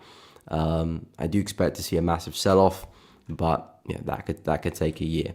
I think when it gets going, when price really does turn around, we'll probably see some very aggressive bearish trends there for the Swiss. But even then, in terms of the price action now, we've just swept these highs. And again, we're looking pretty corrective here as well. So I wouldn't want to be buying Swiss yen right now either. I feel like Swiss yen is likely to see a pullback. It might not be a situation where we get that massive sell-off I just mentioned. It might just be another pullback for us to test some structure before going higher. That could be the situation there for Swiss yen. We might pull back, retest some areas, and then keep going. I do expect us to have a massive reversal, but that will take some time. In terms of the price action right now, I think we are quite overbought. I don't think there'll be many more buys in the market continuously taking price higher. If you think about it, anyone who has some big positions, buying Swiss yen, they're probably locking in some gains at the high there. And that inversely will cause selling pressure to come into the market. And naturally, you should see a pullback pretty soon. And you can see how price is moving. We are looking pretty tight here for Swiss yen as well. So I think there could be a bit of a drop here. Difficult to tell when. It could be now. We might have another swing and then it is now, or maybe another 2 swings and then we push down. So yeah, I think it's a bit difficult to predict where that high will form, but I do agree, all-time highs, we are likely to pull back pretty soon here. I don't see us continuing like that forever.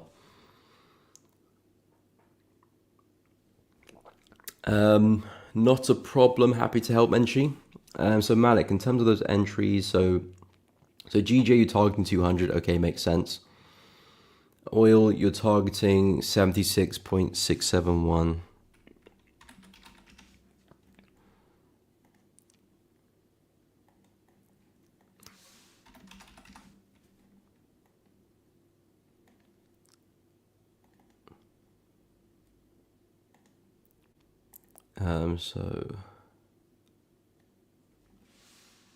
Okay, it's right.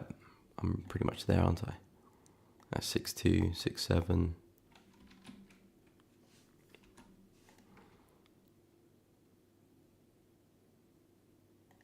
Pretty much there. So yeah, basically the high then. Basically the high.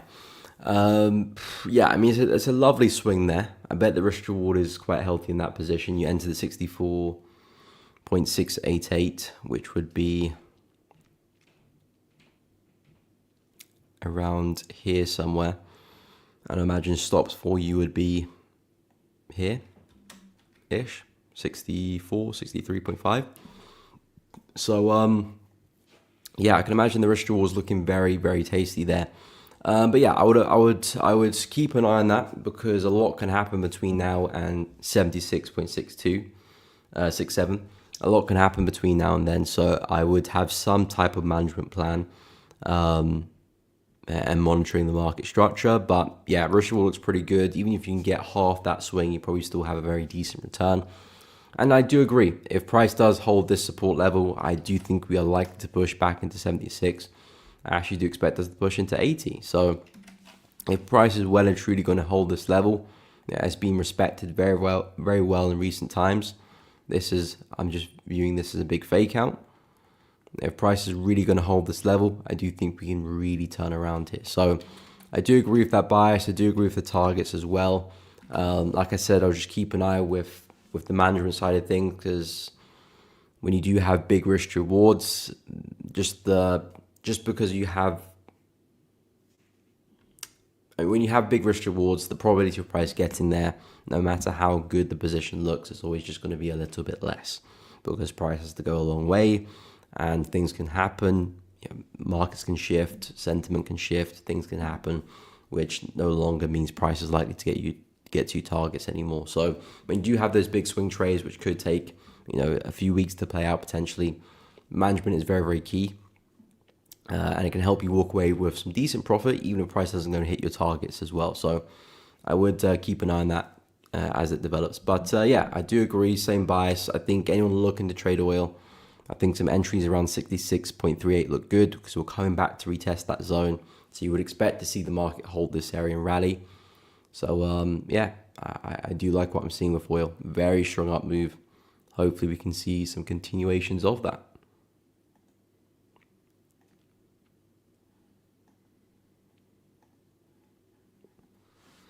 Good morning, Alex. Welcome to the stream, my man. I hope you are well.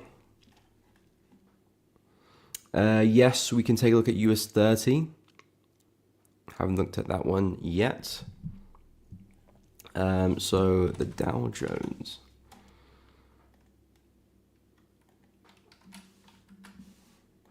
Okay, so didn't quite make it back to the all-time high, but again, I think it's only a matter of time before we get there, so naturally buys make the most sense to me. It looks like we've had a pullback here, which presents opportunity.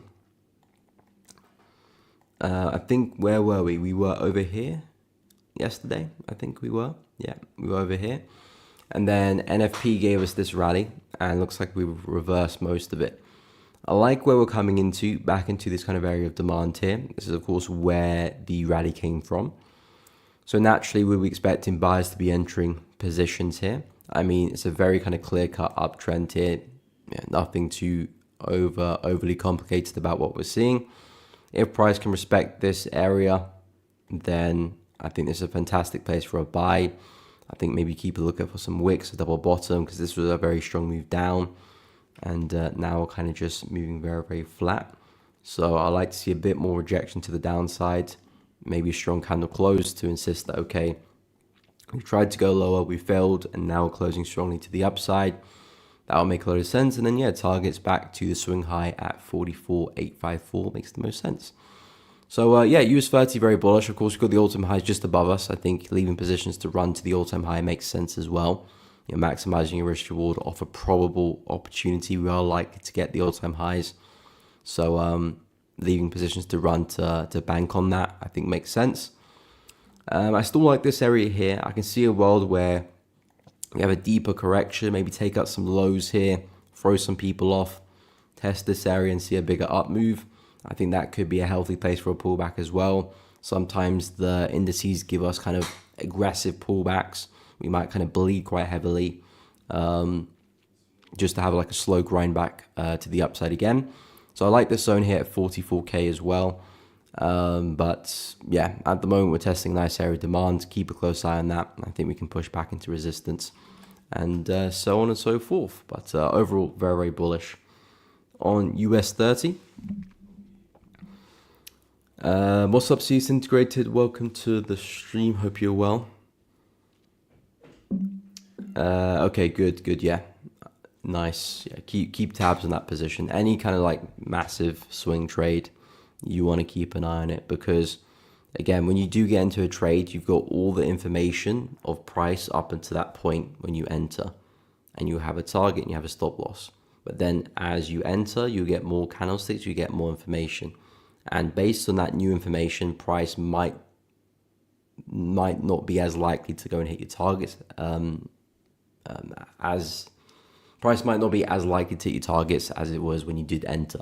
There might be some signs that says, okay, we're probably going to come back to my entry price again, or we're probably not going to push up anymore.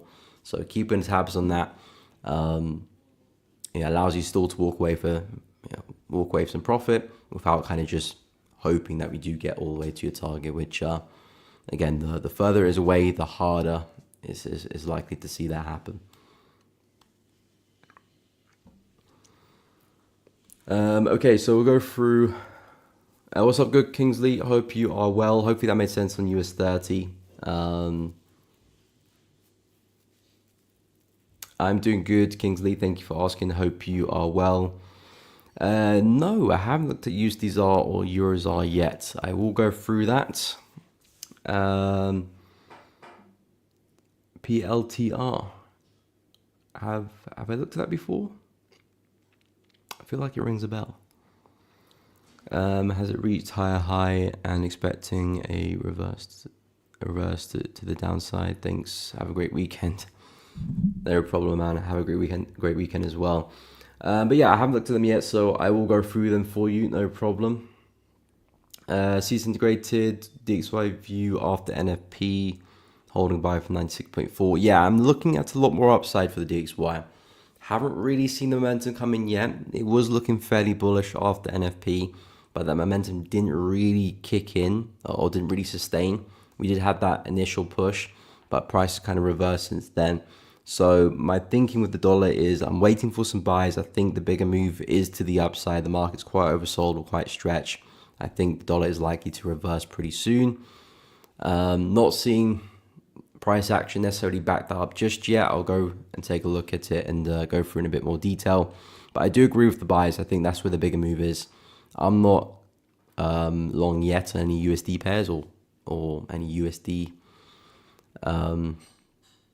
opportunities, but I am looking for it. I'll go through USDZAR and EUROZAR. So USDZAR, we've been pretty bearish. I'm still looking at a lot more downside actually for this one. I do think price is still likely to push back into lows here at 17.055 or 17 on the dot pretty much. So I'm looking at a lot more downside here for USDZAR. It's just difficult to trade it because we've been so corrective. You can see how we've been looking, and I do think a big pullback is still in store for USDZAR. Something like this before we do continue. That could end up being a very nice shorting opportunity. Then we get that pullback and then we get the sell. That could be a nice shorting opportunity. I wouldn't want to short it now, but I do have a bearish bias. The break to the downside hasn't been filled with momentum. We've taken out these lows, yes, but it's been a very corrective move here. So I do think USDZAR again is probably likely to push higher. Again, that could lead to us having that bigger pullback I mentioned for the sell. There is a nice area of supply just above us here, which we haven't come back to retest. I would suggest to keep an eye on that. That could be an area which does take us lower. But for the most part, very corrective on the way down. Not giving me a lot of confidence here. Just taking out these lows. We've been falling since the high here. I would say we're quite stretched here. So I do expect lower prices, but I think we're likely to push up first, find some more sellers, and then continue in our bearish path. So maybe there's some aggressive buys to take, try and anticipate the low, but I think the shorts is kind of the safer option, and I still think we're likely to see lower prices as well. So I think there's still a big move to catch. But yeah, USDZAR looking for a pullback and then more downside. EUROZAR, I haven't looked at this one in a while. Okay, so the last time I looked at it, I think was over here. Okay, so I remember now. I was talking about the break and retest opportunity. Yeah, I mean, we did see that. Not quite pushing back into resistance up there. But yeah, the main takeaway for EUROZAR is that we have been pretty bullish. Let me just delete this so we can start fresh. We have been pretty bullish. Of course, Euro has been a lot stronger than USD, so there's a big contradiction between those two markets. USDZAR has been falling, EUROZAR has been falling too, but not as much, and we've been in a slight uptrend recently. But yeah, the way EUROZAR has just been moving, we've been taking out all these highs, and then after we do that, we tend to have a much bigger pullback. So you can see we took out this high. Now we're just going to take out this high here as well. Every time we take out a high, pullback. We took out a high here. It took a while to get that pullback, but eventually we did. Another pullback there, another pullback here, and again, another pullback here as well. So I think we can still see more downside, because it's not only that, okay, we take up the high, we pull back. You can also see the length of time as well. You know, we do kind of spend quite a while with this pullback, you know, before the market does rally. there's 448 days there. After we took up the high here, we had about 518 days before we formed the low. Over here as well, took up the high. That was almost 800 days. And this one was about 560. Took up the high there as well. So I think we can at least get at least 200 days probably before we do put the next low in before continuation. So I don't think the pullback is done yet. Yes, we've had a strong move down, but I think we can still see lower prices. So looking at the 4-hour charts, I think we're looking very tight here. You can see we just swept the highs there. We came straight back down. I think if we could see another push back into resistance, that would naturally be a nice place for a short. And I'm expecting us to return back into support here. I think a retest of this area would still be a very nice place for a short as well. I just don't know if we'll see enough energy to get up there, because this is where we kind of had that last support before we dropped down. I mean, it's not too far away, to be honest. We could still make that move. A test of that area would be nice for a short. But yeah, that's kind of what I'm expecting for Eurozar. A push up. Back into resistance, whether the high here or that zone. But then I'm expecting a push back into the lows at 20.125. Okay, we'll take what was PLTR.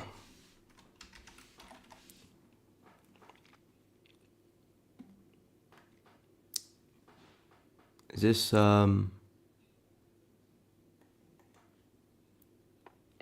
part of the NASDAQ, or I have no idea. I mean,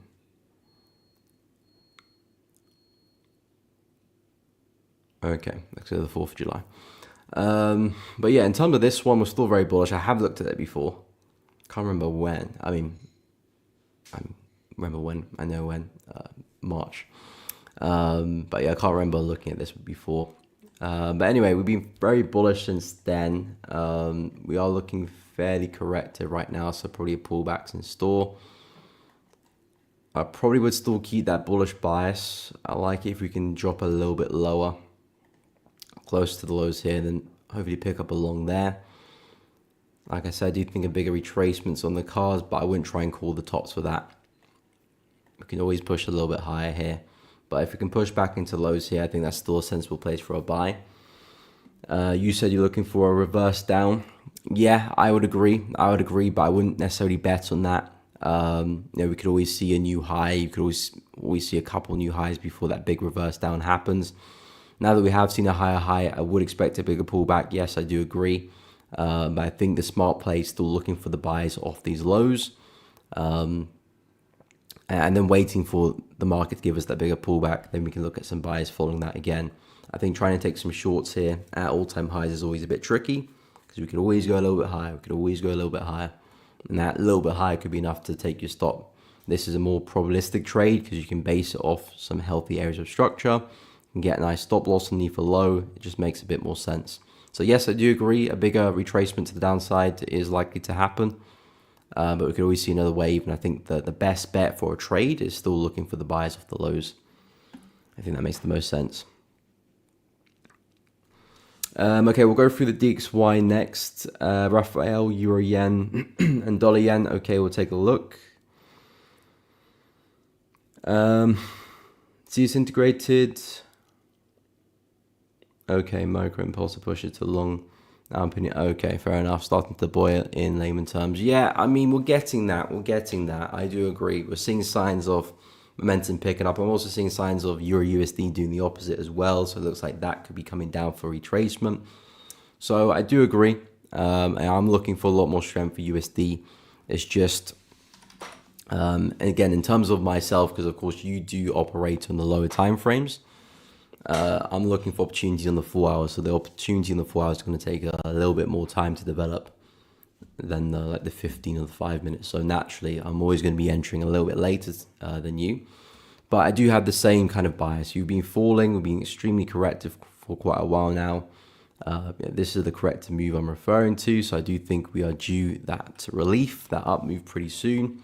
I've marked out a lot of zones here where we could retest and see some downside. Recently, this area here has has rejected price pretty well. We saw a rejection early in the week, nice push down, another one there as well, nice push down. Not quite enough to get us back to lows. We are for the most part putting in some higher lows on the low time frames, as you can see here. We've got another one brewing up here as well. Potentially might see a rally off the back of that too. Of course, we got it's the 4th of July today, so I'm not expecting much movement this New York session, so we might kind of just fizzle out for the rest of the day. But come Monday, this could be an area which we do bounce from and see a push back into resistance. Personally, what I'm looking for before I do get long is just a bit of a prolonged up move. We've had a pretty decent move down. I kind of want to see something similar to that on the way back up. Somewhat of a V-shaped pattern would be very nice. An impulse down, an impulse back up again. That would allow me to look for a correction, a higher low, maybe a retest of this area for a buy, and then I buy off the back of that with the expectation of a pretty big recovery. So that's really what I'm looking for personally for a buy on the 4-hour chart. Yes, I can start to see some higher lows forming, and we are starting to see some aggressive pushes up, especially with NFP. So yeah, I do agree, more upside is likely, but for me, it's not quite ready yet. So I'm just being patient, waiting for my time frame to set up for me before I do take some longs.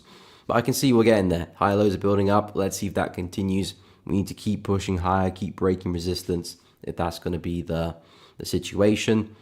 But yeah, I am not interested in selling USD anymore. I think we are quite overstretched and we're likely to reverse soon. I think that will be the bigger move anyway. So as a swing trader, I want to position myself in the direction where I think the bigger move will be. Okay, we'll go through Euro Yen and Dollar Yen. Oil, we'll take a look as well, Dan. No problem, Dima. Thank you. Have a great weekend as well. All the best. So yeah, with Euro Yen, this one has been pretty bullish. Of course, Euro's been strong for the most part as well.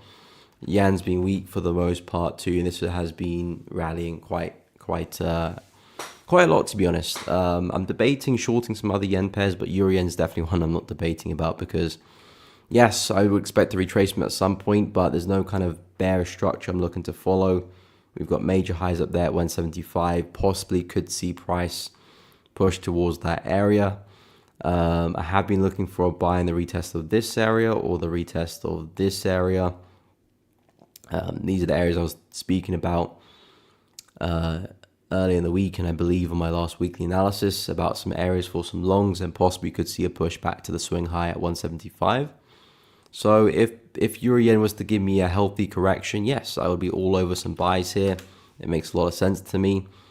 Price right now looks really corrective, so I'm not eager to try and look for any buys now. I think a bigger pullback's on the cards here. Maybe some short-term buys off the retest of this area. Maybe some short-term buys, something like this, back to highs and call it a day. But the market's awfully overextended. It's quite tired now. So as a swing trader, I want nothing to do with that. But yes, if we can see a bigger pullback into 167, into 165, and I get my necessary confirmations, I'll be all over that, looking for some longs. Maybe price is going to push back to the highs there. If it is, then we've got a lot of upside to deal with. I'm still not sold on the yen. I think the yen can see long-term strength, which is going to be a bit awkward for Euro Yen if it is going to continue higher. But yeah, I'm expecting pullbacks and some longs. In terms of Dollar Yen in the 4-hour, it's been a bit awkward, that one, just because the price actions just been all over the place really, so I don't really have a good read of Dollar Yen. I mean, I am expecting eventually another push back into support here. That's still my expectation, but we've just been so flat, and I'm not really seeing clear-cut opportunities to trade that bias. I might be expecting price to get here, but do I have an opportunity to find an entry to actually take advantage of that? I don't really see it, to be honest. I don't really see it. There is a bit of a level here, which I have me talking about.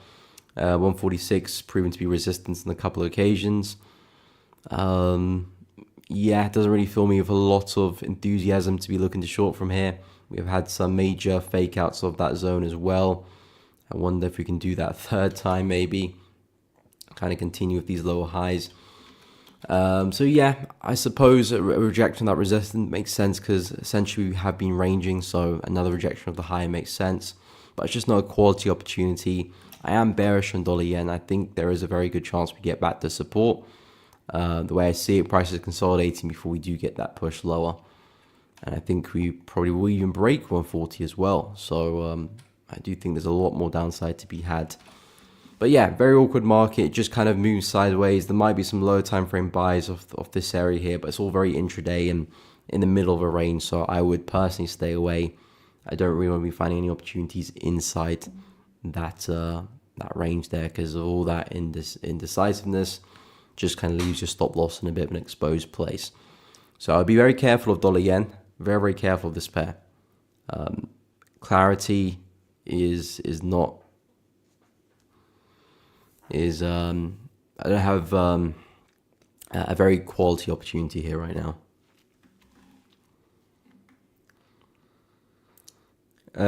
Malik, appreciate it. Thank you. If you guys are enjoying the stream, please be sure to drop a like and subscribe to the channel. It does really help out. I am grateful for everyone who has liked and subscribed so far. It does really help the channel grow, so I really appreciate that. And of course, whilst you had to hit the bell as well, so you don't miss out on any streams or uploads in the future. But thank you to everyone who has liked the stream and subscribed. Appreciate that, Malik. Raphael, pound USD shorts. Okay. Yeah, pound USD I like. I probably wouldn't short it on the 4 hour. I think it's something nice on like a 15-minute time frame. Because basically what I'm looking at is that we've kind of broken highs here.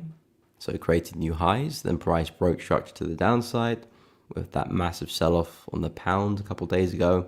We left behind a healthy area where shorts look good for perhaps next lower high and a run back to lows. So I think in terms of risk to reward, maybe a 15 or an hourly will look good. I think 4 hour, it's a little bit tight in there in terms of risk to reward and entry. But yeah, the way I see it, we've had a big rally for pound.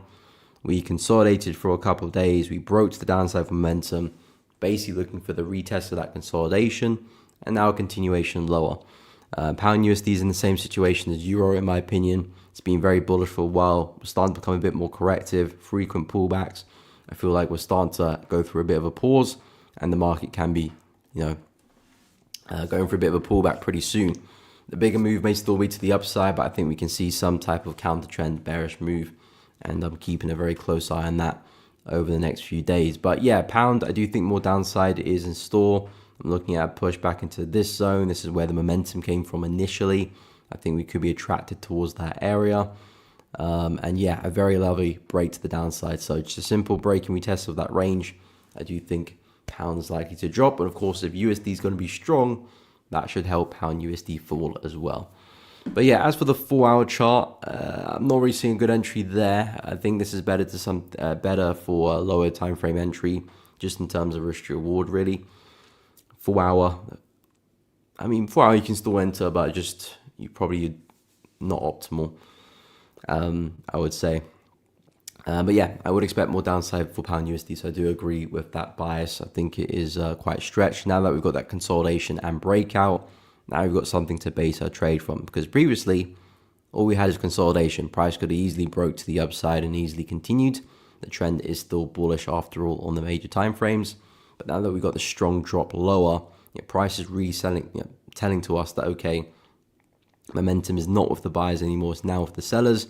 And if you can maintain that consolidation as resistance, that could be a wonderful place to find some entries and expect more pressure to kick in for the bears. And yeah, I think that's a healthy zone to target, or even just the push back into the low here, keeping it simple. That's a smart place to target as well. So yeah, pound pretty bearish for me at the moment. I think going into next week, I will kind of wait for the weekly candle to close, see what the rest of the day has in store, and then I will kind of make up my mind in terms of what pairs I'll be looking to trade for next week and where my kind of focus will be. But at the moment, of course, I did hop into Aussie CHF trades. I'm going to have to manage that and see how that's going. At the moment, that's in a bit of drawdown. But I've got a stop loss in place. The risk is managed. So of course, worst case scenario, take a loss, which of course is all part of trading, but I'm happy with the position. I'm happy with where I'm positioned in the market as well. I like how price is moving. I like the fact that we had a lot of support here. Price took that out and has recovered it. Now I'm just hoping to see if momentum can kick back in my favor. But yeah, we'll see how that goes. It's a bit more of an aggressive position. Well aware of that. We're going against the trend. We're going against the higher time frame trend as well. So it's very aggressive. I'm trying to anticipate a higher low forming.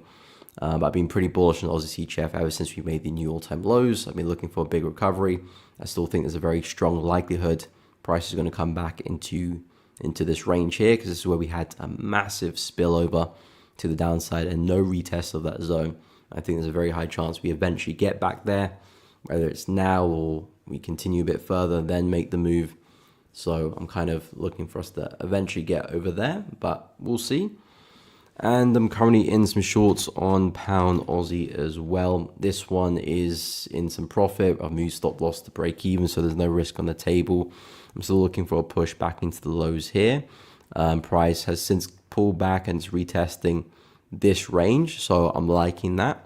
As long as we can maintain that range as resistance, I do think price can continue to fall and hopefully push back into 2.06 there.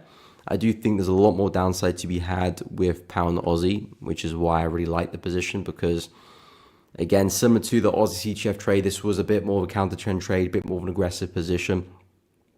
Shorting off the highs there. You can see the overall uptrend is to the upside, but price was failing at the highs here, just after taking out the COVID highs, made a very exaggerated move.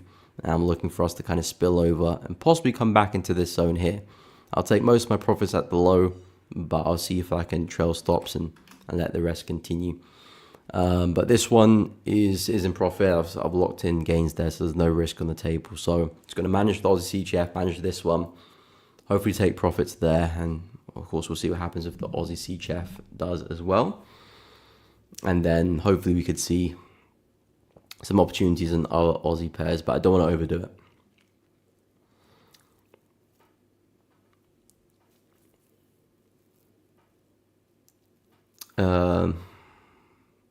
I don't understand. Why would I buy you the account and send you the details?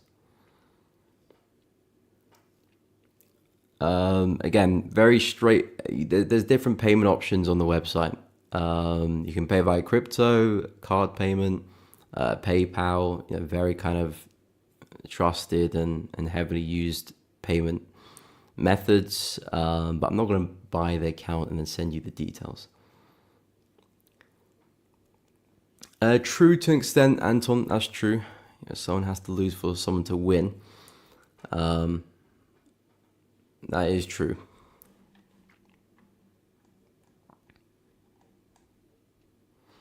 Okay, guys, we are coming to the end of the stream. I will be live again tomorrow. Tomorrow? No, I won't be live again tomorrow. I'll post my analysis tomorrow, though, actually. My weekly analysis, I'll post tomorrow, recapping this week and forecasting the next. I will be live again next week, is what I meant to say, Monday to Friday as usual. So do stay tuned for that, 10 a.m. to 12 p.m. UK time as always. If you have enjoyed the stream, guys, please be sure to drop a like and subscribe to the channel. It does really help out. If you haven't joined the Zentrix Telegram, go check it out. I've linked it in the chat. I can drop it again. We are looking to launch next week, so do get ready for that. Get your Solana wallets ready. If you're looking to test see how it is, see what there is to offer, check out the Telegram. There's more information regarding that in testing the platform. But do get your Solana wallets ready. But yeah, guys, thank you so much for tuning into another stream. Like I said, I will post my analysis on the weekend, recapping this week, forecasting the next, going over pairs which I'm going to be looking to trade. But yeah, guys, I will be live again next week, same time as always. Have a great weekend. Thank you so much for tuning in. Drop a like before you leave, subscribe to the channel, and I'll catch you all in the next one.